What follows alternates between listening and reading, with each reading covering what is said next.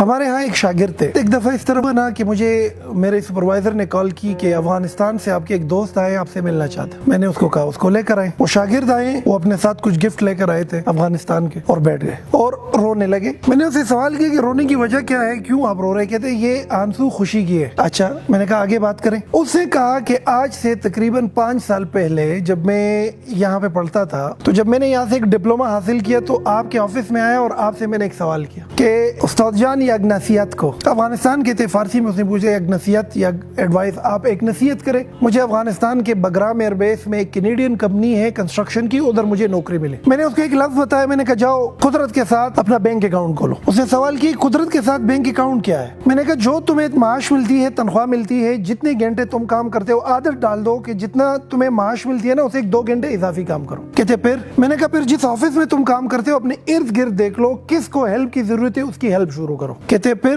اور میں نے کہا جو تمہیں کام ملا ہوا ہے اس میں دل و جان سے ہارڈ ورک کرو, کوئی چھٹی نہ کرو, ریگولر آنا شروع کرو. کہتے پھر؟ میں نے کہا یہی قدرت کا بینک اکاؤنٹ ہے. کہتے اس اکاؤنٹ میں ہوتا کیا ہے؟ میں نے کہا تم جو کما رہے ہو وہ تو تمہیں اپنے کام کا مل رہا ہے, یہ جو اضافی تم کام کر رہے ہو نا یہ تم اللہ کو قرض دے رہے ہو, قدرت کو تم قرض دے رہے ہو. کہتے مجھے واپس ملے گا کہاں پر, کیسے؟ میں نے کہا تمہیں ایک ایسی سچویشن میں مل جائے گا کہ یہ تمہیں حیران کر کے رکھ دے گا. آپ نے نصیحت مانگی, میں نے دے دی کہ جاؤ قدرت کے ساتھ پازیٹیو بینک اکاؤنٹ کھولو, اپنے اکاؤنٹ قدرت کے ساتھ کھولو. وہ بچہ 3 سال بعد واپس آیا اور اس نے جب اپنی رودات سنائی کہ جب آپ نے کہا تھا کہ قدرت کے ساتھ بینک اکاؤنٹ بک کھولو, میں وہی کرتا رہا. آج وہ جس کمپنی میں ملازم بن کے گیا تھا اس کا مالک بن کے آ رہا ہوں واپس 3 سال کے کم ترین عرصے میں. میں نے کہا اچھا, میں نے کہا اچھا بتاؤ ہوا کیا ہے؟ کہتے میں ادھر بگرام ایئر بیس میں ایک کنسٹرکشن کمپنی میں CRO لگ گیا, کسٹمر ریلیشن شپ آفیسر. کام میرا یہ تھا کہ جو بھی پشتوں میں کال آتی ہے, دری لینگویج میں کال آتی ہے, اس کو سنو اور اس کی ترجمہ انگریزی میں انگریز کو بتاؤ. کہتے میرا رائٹ میں اکاؤنٹ سیکشن میں ایک بندہ تھا, اکاؤنٹنٹ تھا, فائنینشیل انفلو آؤٹ فلو کو مینج کرنے والا تھا. رائٹ لیفٹ سائڈ پہ مٹیریل اور HR آفیسر کا ایک بندہ تھا, کتنے مزدور آئے, کتنے مزدور چلے گئے, کتنا مٹیریل آ گیا, کتنا مٹیریل,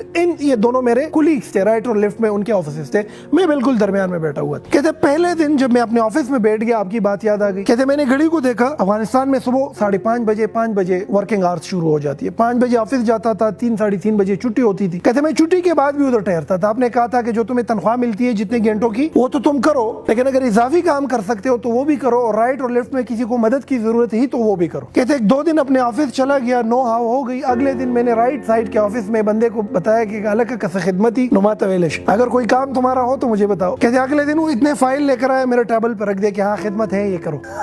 کہتے وہ کام میں نے کر دیا. لیفٹ سائڈ کے بندے کو ویسے میں نے کہا کہ الگ کسکاری خدمتی مات ویلش, اگر آپ کا کوئی کام ہو مجھے بتا سکے. اگلے دن وہ بھی اتنے فائل لے کر آیا اور میرے ٹیبل پہ چھوڑ کے چلا گیا کہ یہ کام کرنا ہے, ڈیبٹ کرنا ہے اور کریڈٹ کرنا ہے, یہ اس کے پیچھے ڈالنا ہے, وہ اس کے پیچھے ڈالنا. کہتے میں 2 سال تک رائٹ اور لیفٹ ان دونوں کا کام بھی کرتا رہا, اپنا کام بھی کرتا رہا, کیونکہ میرے ذہن میں تھا کہ قدرت کے ساتھ میرا ایک پازیٹیو بینک آف اکاؤنٹ بن رہا ہے. سمجھ رہے میری بات؟ کہتے رائٹ اور لیفٹ میں ایک اور ایشو بھی تھا, نکمے تھے, نکٹو تھے, گدیڑے تھے, ٹائم پر نہیں آتے تھے, روزانہ بہانے بناتے تھے, تنخواہ کے پیچھے احتجاج کرتے تھے, ایک دوسرے کی باتیں سناتے تھے, اپنے کام میں انٹرسٹ نہیں لیتے تھے, یعنی کہ اپنی ذمہ داری پوری نہیں کر رہے تھے. میں اپنی ذمہ داری بھی پوری کر رہا تھا اور ذمہ داری سے نکل کر رائٹ اور لیفٹ کا کام بھی کر رہا تھا. جتنی مجھے تنخواہ ملتی تھی وہ کام تو پورا کرتا تھا, اس کے بعد پوری کمپنی میں گھومتا تھا کہ کہیں پر کسی کو ہیلپ کی ضرورت ہے تو میں اس کا ہیلپ کرنا کرتا تھا, اور یہ یقین کرتا تھا کہ میں جو یہ ایکسٹرا کام کرتا ہوں اس کی تنخواہ تو مجھے ملتی نہیں. کہتے اکثر اوقات کمپنی میں لوگ مجھ سے پوچھتے تھے کہ یار تمہیں جو تنخواہ ملتی ہے تم وہی کام کرو, تمہارا کیا کام ہے رائٹ کے ساتھ ہیلپ کرنا اور لیفٹ کے ساتھ ہیلپ کرنا, نہ کرو. لیکن میرے ذہن میں چونکہ یہ ایک خیال تھا کہ جو کام میں کر رہا ہوں وہ تنخواہ تو میری دنیا کا جو بینک اکاؤنٹ ہے اس میں جا رہا ہے, لیکن جو اضافی کام کر رہا ہوں یہ قدرت کے ساتھ بینک اکاؤنٹ میں جا رہا ہے. میرے استاد نے مجھے نصیحت کی تھی کہ قدرت کا بینک اکاؤنٹ بنتا ہے اور وہ پھر چپڑ پھاڑ کے تمہیں بدلے میں واپس چیزیں دیتا ہے. تو میں نے کہا پھر؟ کہتے کورونا آ گیا. کہتے ہم تینوں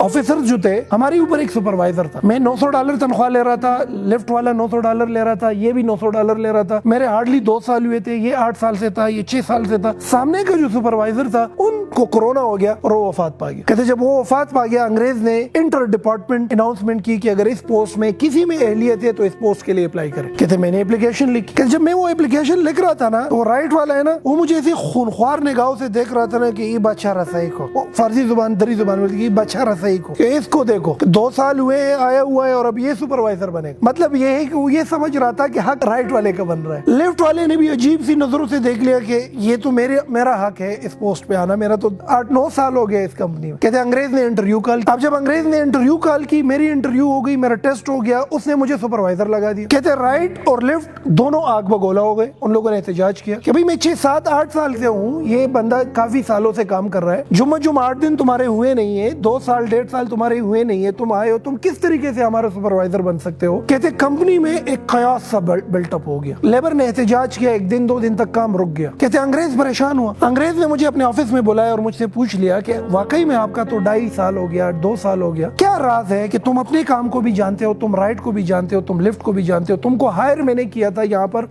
کسٹمر ریلیشن آفیسر کے پوسٹ پہ, تم تو ایچ آر کو بھی سمجھتے ہو اور تم تو اکاؤنٹس کو بھی سمجھتے ہو, راز بتاؤ. کہتے اس کو میں نے کہا کہ میرے استاد نے مجھے نصیحت کی تھی کہ قدرت کے ساتھ بینک اکاؤنٹ کھولو. کہتا انگریز حیران ہوا. انگریز نے تھوڑا سا تجسس کر کے پوچھا کہ what is the bank account which we open with the nature. تو کہتے میں نے اس کو بولا کہ قدرت کے ساتھ بینک اکاؤنٹ وہ ہے کہ جب تم اپنے ورکنگ آورز میں جو تنخواہ لے رہے ہو وہ تو لے رہے ہو, اس سے بڑھ کر کردار ادا کرو, رائٹ اور لیفٹ کی ہیلپ کرو, جو الٹی چیز ہے اس کو سیدھا کرو, جو پرابلم ہے اس کا حل بتاؤ, اور تن آسان نہ بنو, ذمہ داری اٹھاؤ اور محنت کرو. کہتے انگریز نے مجھے کہا کہ you are the supervisor and you own this position. کہتے میں سپروائزر بن گیا. کہتے جب میں سپروائزر بن گیا اس کے بعد مجھے اس بات کا اندازہ ہوا کہ قدرت پے کرتی ہے ایک ایسے انداز میں کہ وہ ہمیں نظر نہیں آ رہا ہوتا, لیکن قدرت ہمیں اس پوزیشن پہ جا کے کیا کرتی ہے, واپس پے بیک کرتی ہے. اب اگر یہ بندہ صرف اپنے کام سے کام رکھتا, رائٹ کا ہیلپ نہ کرتا, لیفٹ کا ہیلپ نہ کرتا, تو امتحان میں اس کی پروفیشن اور جاب ڈسکرپشن, جو جاب ان کی تھی, ان کو سمجھ نہ ہوتی. جب ان کو سمجھ نہ ہوتی کوئی اور اس پوزیشن کو لے لیتا, کیونکہ یہ رائٹ اور لیفٹ کا ہیلپ کر رہا تھا تو قدرت اس کو سکھاتا رہا. اور وہ سیکھنا جو ہے وہ ہوا کیا کہ وہ اس انگریز کی نظروں میں اس بندے کی جو انٹلیکچوئل ویلتھ ہے اس کی صورت میں اس کے سامنے آیا, اور انگریز نے اس پہ ٹرسٹ کر کے انتہائی کم وقت میں ان تینوں کا سربراہ بنایا, جس کے لیے سالوں لگتے ہیں, وہ جا کے اس کا سربراہ بن. میں نے کہا پھر کیا تھا. جب میں سپروائزر بن گیا میں نے اور کنٹریبیوشن دینا شروع کیا. ادھر جی مزدور لگے ہوئے ہیں, مسالہ ڈال رہے ہیں, میں اس کے ساتھ لگا ہوں, 2-3 بیلچے مار رہا ہوں. ادھر جی جا کے ٹرالا بھر رہا ہے, میں سپروائزر ہو کر ان کے ساتھ کام کر رہا ہوں. ادھر جی کمزور جو تھوڑے غریب اور بوڑھے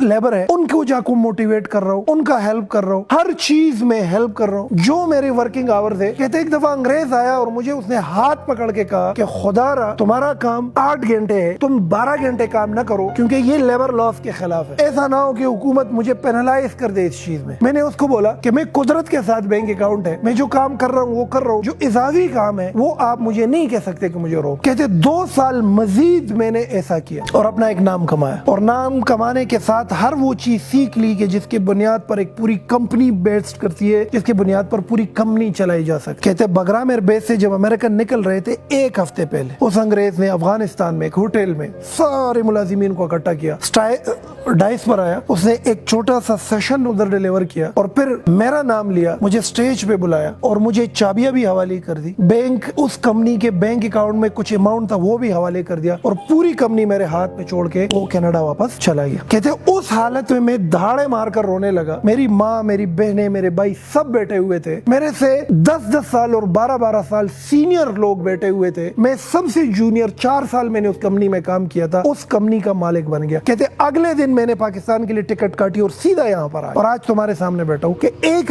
نصیحت آپ نے کی تھی کہ قدرت کے ساتھ بینک اکاؤنٹ بنا. تو آپ لوگوں کو یہ نصیحت ہے بچوں کہ جہاں پر تم کام کرتے ہو کوشش کرو اپنے کام سے بڑھ کر کام کرو, اپنی ذمہ داری سے بڑھ کر کام کرو. یہ کبھی نہ سوچو کہ تمہیں تو اس کام کا اتنی تنخواہ ملتی ہے لہٰذا میں یہ کیوں کروں. یہ اضافی کام اصل میں تمہارا سیکھنا ہے. ایک مونیٹری بینیفٹ تمہیں مل رہی ہے تنخواہ کی صورت, ایک بینیفٹ تمہیں قدرت دے رہی ہے وہ سیکھنے کے عمل میں. آپ دیکھیں نا اسکول, کالج, یونیورسٹی میں کچھ لوگ ایک پوسٹ پہ سالوں سے لگے ہوئے ہوتے ہیں, ان کے قریب جاؤ ایکسکیوزز کرتے ہیں, ان کے سامنے سب کچھ تباہ ہے, ان کے سامنے ترقی ممکن ہی نہیں ہے, کہ سامنے پاکستان کا بھی بڑا غرق, آپ بھی غرق ہو, یہ بھی تباہ ہے, یہ بھی تباہ ہے. آپ ذرا ان کی زندگی کا مشاہدہ کرو تو اس کی زندگی میں ایک چیز ہوگی کہ یہ سیلفش ہوگا, صرف اتنا ہی کام کرے گا جتنی ان کو تنخواہ ملتی ہے, اضافی کام نہیں کرے گا یہ بندہ, یہ کسی کا کام آسان نہیں کرے گا, یہ پرابلم سالور نہیں ہوگا, یہ پرابلم کریٹر ہوگا. اچھا یہ پرابلم حل نہیں کرے گا, یہ پرابلم پہ بولے گا. اچھا ان کو پرابلم دکھے گی ہی نہیں, یہ کسی چیز میں ہاتھ ڈالے گا اس کو تباہی کی طرف لے کر جائے گا. تو اپنی ذات میں یہ ایک عادت ڈال دو کہ جو ٹیڑھی چیز نظر آتی ہے سیدھا کرو, جو غلط چیز نظر آ جائے حل دو, جو خراب چیز دکھتی ہے اس میں اپنی کنٹریبیوشن ایڈ کر کے اس کو ٹھیک کرنے کی کوشش کرو. جس دن تمہارے اندر یہ صفات آ گئے نا, تم قدرت کے ساتھ چلنا شروع کر دو گے, تم پرابلم سالور بن گئے. قدرت اپنے خزانے کھول دے گا تمہارے. قدرت کے اندر بھی یہ صفت ہے نا, قدرت ہر چیز کا حل دے رہی ہے نا. زمین کے لیے پانی نہ ہو تو وہ فصل اگتی ہے, وہاں پہ اگتی ہے فصل, تو یہ پرابلم ہے نا. اس کا حل قدرت کیا دے رہی ہے؟ پہاڑوں پہ جا کے برف باری کر دیتی ہے, پھر